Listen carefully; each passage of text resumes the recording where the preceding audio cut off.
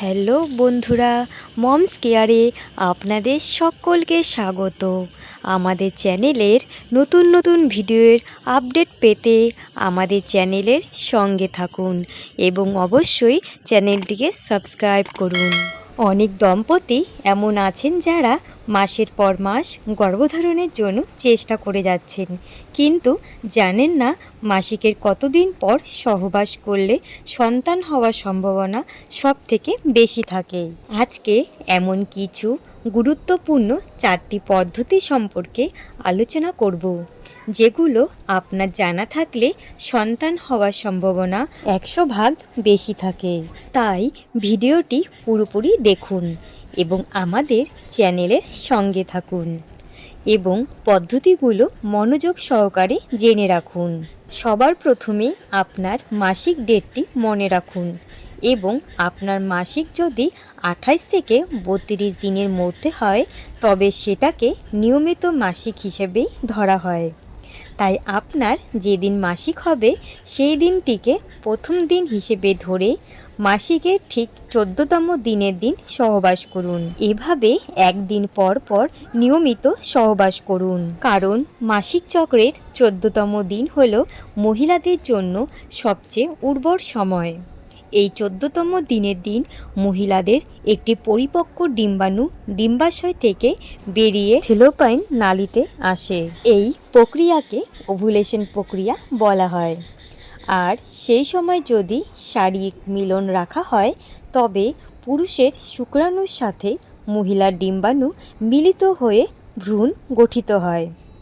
তবে একটি ডিম্বাণু মিলন হওয়ার ক্ষমতা 12 থেকে 24 ঘন্টা পর্যন্ত থাকে।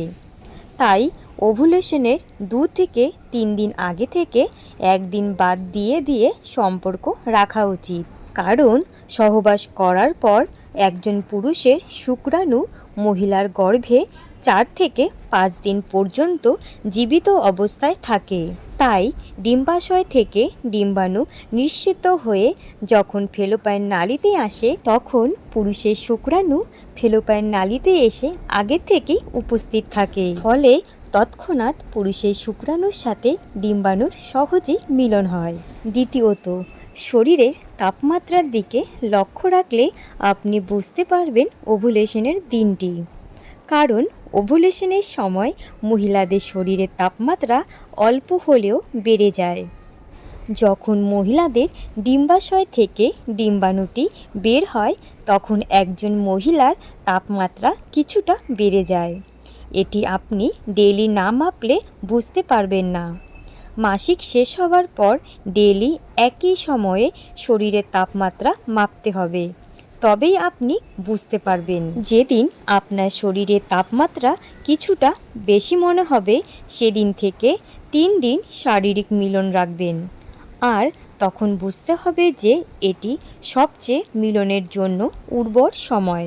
তৃতীয়ত, আপনি যদি আপনার সাদা স্রাবের দিকে একটু লক্ষ্য রাখেন তবে সহজেই আপনি আপনার ওভুলেশনের দিন নিশ্চিতভাবে বুঝতে পারবেন যে আপনার উর্বর সময় কোন দিন। সাধারণত মহিলাদের মাসিক শেষ হওয়ার পর ভ্যাজাইনা শুষ্ক মনে হয়, তখন কোনো রকম স্রাব লক্ষ্য করা যায় না। তবে মাসিকের 7 থেকে 9তম দিনের পর সাদা স্রাবের পরিমাণ একটু সাদা ও ঘনত্ব বেড়ে যায়, দেখতে অনেকটা ক্রিমের মতো মনে হয়। এ সময় সন্তান ধারণের ক্ষমতা থাকে অল্প কম।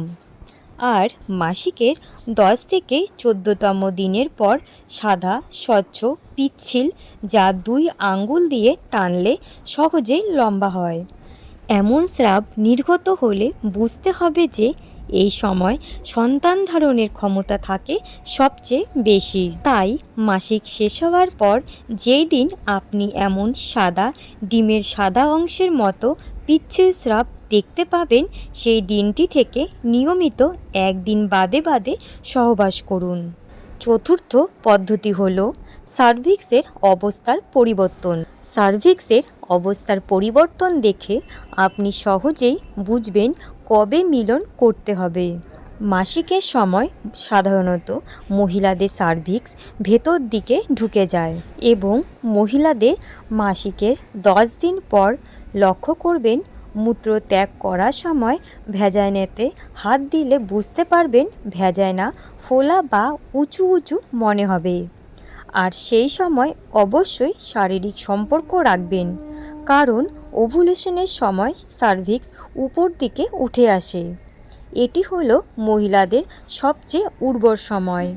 এই সময় শারীরিক সম্পর্ক রাখলে 100% গর্ভধারণ সম্ভব। আজকের মতো ভিডিওটি এই পর্যন্তই। ভিডিওটি ভালো লাগলে অবশ্যই চ্যানেলটিকে সাবস্ক্রাইব করুন এবং আমাদের চ্যানেলের পাশে থাকুন।